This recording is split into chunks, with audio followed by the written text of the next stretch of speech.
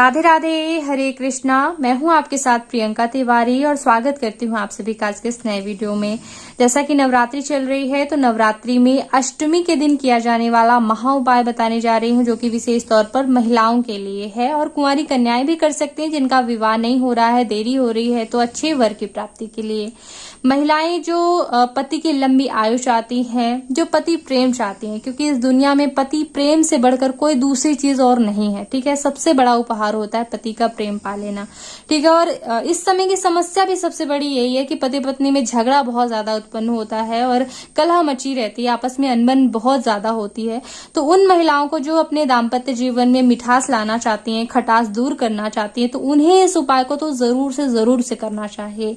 साथ ही साथ जो अपने पति की तरक्की चाहती हैं कि वो दिन दोगुनी रात चौगुनी तरक्की करें और हमेशा स्वस्थ रहें, तो उन महिलाओं को भी इस उपाय को जरूर करना चाहिए। और ये उपाय ऐसा नहीं है कि मैं अपने से बनाकर या फिर केवल आज से ही ये चला आ रहा है, ऐसा नहीं है। ग्रंथों में भी जो है माता दुर्गा की उपासना के प्रमाण मिलते हैं कि माता दुर्गा से जो है पति प्रेम मिलता है और सौभाग्य की लंबी आयु का आशीर्वाद मिलता है। आप सभी जानते होंगे रामचरितमानस में माता सीता ने माता दुर्गा की ही पूजा करी थी श्री रामचंद्र जी की प्राप्ति के लिए, उनके प्रेम की प्राप्ति के लिए, उनसे शादी करने के लिए।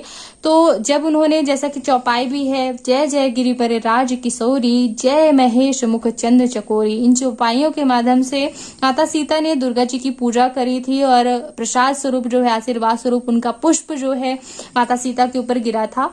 और फिर जो है उन्हीं की कृपा से जो है माता सीता की शादी जो है वो श्री रामचंद्र जी से हुई थी। ठीक है, और श्री रामचंद्र जी ने भी सीता माता की प्राप्ति के लिए जो है नवरात्रि का व्रत किया था। यह भी बहुत बड़ी खास बात है और कैसे किया था मैं आपको आगे बताऊंगी और ये भी बताऊंगी कि ये खास उपाय अष्टमी के दिन ही क्यों किया जाता है। ठीक है, तो खास उपाय ये है कि अष्टमी के दिन जो है माता दुर्गा को श्रृंगार की सामग्री अर्पित करना चाहिए। अगर आपकी सामर्थ्य है तो आपको 16 श्रृंगार की सामग्री अर्पित करना चाहिए। ठीक है, 16 से भी ज्यादा कर सके तो और भी अच्छी बात है, 16 तो होने ही चाहिए। अगर नहीं है सामर्थ्य की, नहीं परिस्थिति बन रही है, क्या गरीबों पर माता की कृपा नहीं होगी, तो बिल्कुल होगी। कम से कम आप 5 चीजें सुहाग की जो प्रतीक मानी जाती हैं, बहुत महत्वपूर्ण मानी जाती हैं, वो जरूर दान करें। तो सबसे पहले मैं आपको 5 महत्वपूर्ण चीजें बता देती हूँ, इसके बाद मैं आपको बाकी चीजें बताऊंगी। तो देखिए, सबसे महत्वपूर्ण चीज होती है वो होती है कांच की चूड़ियां और लाल चूड़ियां, क्योंकि लाल रंग वैसे भी सुहाग का प्रतीक माना जाता है, सौभाग्यवर्धक माना जाता है। तो लाल चूड़ियां आप जो है माता गौरी को जरूर, यानी दुर्गा माता को जरूर अर्पित करें अष्टमी के दिन। साथ ही साथ चूड़ी के साथ बिंदी होनी चाहिए। और 5 चीजों में कौन कौन सी चीजें शामिल होती है? मेहंदी, आलता, सिंदूर, बिंदी मैंने आपको बता दी, और चूड़ी। तो ये 5 चीजें जो है आपको माता दुर्गा को जरूर अर्पित करनी चाहिए। अगर ज्यादा की सामर्थ्य नहीं बन रही, ज्यादा की सामर्थ्य बन रही है तो आप माता के लिए एक चुनरी ले सकते हैं, और ज्यादा की सामर्थ्य बन रही है तो बड़ी चुनरी लें, और ज्यादा की बन रही है तो साड़ी देना चाहिए वैसे तो। ठीक है, साड़ी अर्पित करना चाहिए। ब्लाउज का पीस दे दें, क्योंकि जो भी हम ये चीजें दान करते हैं ना, तो मतलब समर्पित कर देते हैं, एकदम समर्पित कर दें कि वो मतलब चाहे उसको आप जो उपयोग करें। तो ये चीजें ब्राह्मणी को जैसे कि वैसे दान करनी चाहिए। तो ब्राह्मणी अगर जो भी चीज दी हुई है हमारी, वो अगर उपयोग में लाएं तो और भी ज्यादा फल आपका जो है बढ़ जाता है। ठीक है, कोई भी चीज जब भी हम दान करते हैं, अगर वो किसी के उपयोग में आ रही है तो हमारे दान का फल और भी ज्यादा बढ़ जाता है। तो अगर वो मंदिर में भी उपयोग में ला सकते हैं पंडित लोग या फिर पंडिताइन, या फिर ब्लाउज पीस दान कर सकते हैं। ब्लाउज पीस जैसे कि ये मैंने बिछा रखा है, तो ये भी ब्लाउज वगैरह में उपयोग में आ ही जाता है निश्चित, तो इसे भी आप दान कर सकते हैं। ठीक है, और आगे जैसे कि बिछिया, पायल आप दान कर सकते हैं, और जैसी सामर्थ्य हो 2 बिछिया, 4 बिछिया, जिस हिसाब से। और ये सिंदूर तो है ही, नेल पॉलिश है, तेल है, जो भी आप क्रीम उपयोग करते हैं वो आप दे सकते हैं, काजल दे सकते हैं, जो भी मतलब जितना ज्यादा श्रृंगार की सामग्री आप बढ़ा सके, कंगन, कान के, हाथ के, जो भी आप दे सकें। दक्षिणा जरूर से जरूर रखनी चाहिए। एक बात आपने नोटिस करी होगी कि मैंने ये क्या रखा हुआ है। देखिए, ये भी बहुत खास चीज है जो कि आपको अभी तक किसी ने वीडियो में बताई नहीं होगी, किसी और वीडियो में। इसको जो है बांस का बना छिटवा बोलते हैं हमारी क्षेत्रीय भाषा में। आपके यहाँ क्या बोलते हैं मुझे नहीं पता। ये बांस का एक प्लेट सा है, मैं आपको दिखा देती हूँ। श्रृंगार की सामग्री थोड़ा सा नीचे रख के, क्या होता है ना, ये भी रखने का मेरा बहुत महत्वपूर्ण कारण है, ठीक है। लोग ये नहीं समझेंगे। देखिए, हमारे धर्म में जो है बांस का बड़ा महत्व माना जाता है। हम एक पूरा व्रत रखते हैं बांस की पूजा के लिए, ठीक है। एक हरछठ व्रत होता है, छठ में पूजा की जाती है। आपने देखा होगा बांस का प्रयोग जरूर किया जाता है। क्या होता है कि बांस वंश का प्रतीक माना जाता है, यानी कि अगर आप बांस दान करते हैं तो आपके वंश में वृद्धि होती है। तो मैंने आपको सौभाग्य केवल पति की लंबी आयु ही नहीं होता है, मतलब पुत्र पौत्र बढ़े, उन स्वस्थ रहें, ये भी हमारा सौभाग्य ही कहलाता है, ठीक है। तो अगर आप वंश वृद्धि चाहते हैं, पुत्र प्राप्ति चाहते हैं, या फिर कन्या रत्न प्राप्ति चाहते हैं, तो जरूर आपको जो है ये बांस से बना छिटवा जरूर आप दान कर सकते हैं। जरूरी नहीं है कि यही हो, सूपा वगैरह भी दान किया जाता है। हमारे क्षेत्र में जैसे कि हम लोग छठ व्रत करते हैं, हरतालिका तीज के बाद आता है, तो उसमें जो है हम लोग बांस की टोकरी पूजते हैं, फिर उसको दान करते हैं। इतना बड़ा महत्व होता है बांस दान करने का, ठीक है। पूरा व्रत ही बनाया गया है।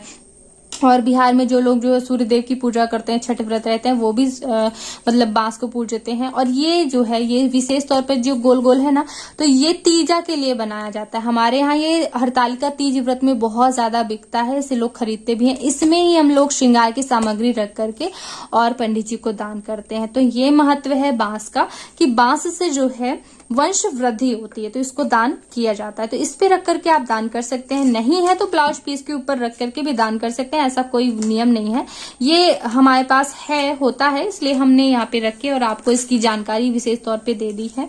चलिए अब मैं बताती हूँ। इस उपाय में मैंने माता सीता द्वारा दुर्गा माता की उपासना का उदाहरण तो बताया ही साथ रुक्मणी जी ने भी दुर्गा माता की उपासना से ही श्री कृष्ण को प्राप्त किया था, ठीक है।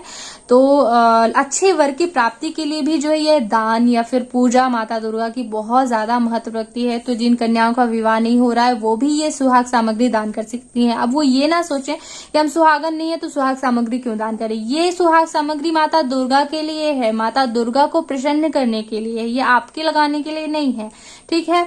अब सुहागन महिलाएं जब ये चीजें दान करती हैं तो वो जो है सुहाग स्वरूप इसे ले भी सकती हैं, एक एक दो दो लेना चाहिए। अब मैं आपको ये भी बताऊंगी कि सुहाग सामग्री दान करके और किसे देना चाहिए, कहाँ पे चढ़ाना चाहिए।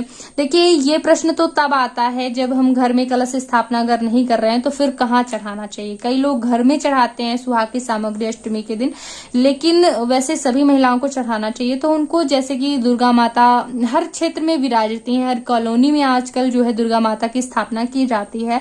तो आप ऐसी जगह जो है इन चीजों का दान करें जहाँ पे माता दुर्गा की पूजा जो है आचार्यों द्वारा की जा रही हो, क्योंकि वहां पे जो है माता दुर्गा की स्थापना की जाती है प्राण प्रतिष्ठा करके, और विधिवत पूजा दुर्गा सप्तशती का पाठ होता है। तो वहां पर दान करनी चाहिए, वहां पर साक्षात माता दुर्गा विराजमान रहती हैं, तो दान करना चाहिए। और दान करने के बाद लोगों का प्रश्न ये आता है कि हम इसका प्रयोग खुद करें या फिर क्या करें। तो देखिए, अगर आप बाहर दान करते हैं जहाँ पे जो है आचार्य लोग पंडित लोग पूजा कराते हैं, तो ये ब्राह्मणी के लिए ही होता है। एक एक आप सुहाग स्वरूप पहन सकती हैं, ठीक है। एक एक चूड़ियां हमने ले ली प्रसाद स्वरूप, जरूरी नहीं है कि अपनी ही लें, जो चढ़ी होती हैं वो भी हम ले सकते हैं, ठीक है। कोई बिंदी लगा ली, सुहाग ले लिया, सिंदूर लगा के अलग से ले गए, सिंदूर लगा के और सुहाग ले लिया। और सुहाग सामग्री लेकिन दान भी करना चाहिए। यहाँ पे दान का ही मैं महत्व बताने जा रही हूँ। सुहाग की सामग्री दान करने से ही सौभाग्य की आयु लंबी होती है और माता दुर्गा का आशीर्वाद प्राप्त होता है, ठीक है। तो दान करना है। अलावा जो लोग घर में सुहाग की सामग्री माता को चढ़ाते हैं, जैसे कि कलश स्थापना जवारे बोए हैं आपने, तो माता दुर्गा को आप घर में भी अर्पित कर सकती हैं श्रृंगार की सामग्री। तो फिर इन्हें या तो आप पंडित जी के यहाँ ले जाकर के दान कर दें, या फिर आपके यहाँ जो भी मानदान हो, जिनके आप चरण स्पर्श करती हो, चाहे वह आपकी बड़ी सास हो, बुआ सास हो, नंद हो। अब अपनी सास को इसलिए नहीं कहूंगी कि घर की चीज जो है घर में ही रही आएगी, तो फिर दान कैसा, है ना। तो ये दूसरों को उपयोग में आना चाहिए। और प्रसाद स्वरूप जैसे हम प्रसाद भगवान को चढ़ाते हैं और फिर पूरा ही नहीं खा लेते हैं, ठीक है। प्रसाद केवल प्रसाद सा ही लिया जाता है, थोड़ा सा ले लिया, बाकी सबको बांट दिया। तो जो भी हम भगवान को चीजें अर्पित करते हैं, मतलब उनको अर्पित ही कर दिया हमने। तो उसको दान करना चाहिए। अगली चीज है कि ये अष्टमी के दिन ही क्यों दान किया जाता है। देखिए, देवी भागवत पुराण में ऐसा वर्णन मिलता है कि अष्टमी के दिन ही जो है महाकाली ने अवतार लिया था।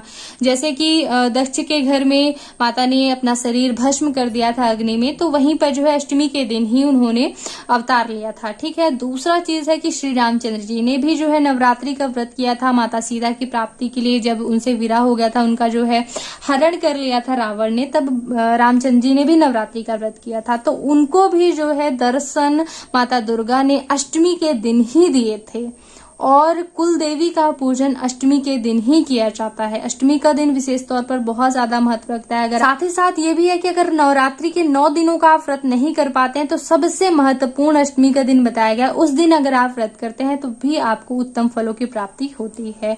तो इस तरह से अष्टमी के दिन का बहुत ज्यादा महत्व है। तो आप जो है इन सुहाग सामग्री का दान अवश्य करें। जो भी आप सभी के प्रश्न है आप मुझे कमेंट में पूछ सकते हैं। नवरात्रि से संबंधित, हवन से संबंधित पूरे बहुत सरल वीडियो मैंने बनाए हुए हैं जिसमें मंत्र बताए हैं, पूरे नियम बताए हैं हवन के। तो एक बार चैनल पे जरूर आइएगा। कई वीडियो देती रहती हूँ। करवा चौथ आने वाला है, शरद पूर्णिमा आने वाला, सबका वीडियो मैं डालती रहती हूँ। तो एक बार आइएगा जरूर और इस वीडियो को देखने के लिए बहुत बहुत धन्यवाद। ओम नमः शिवाय।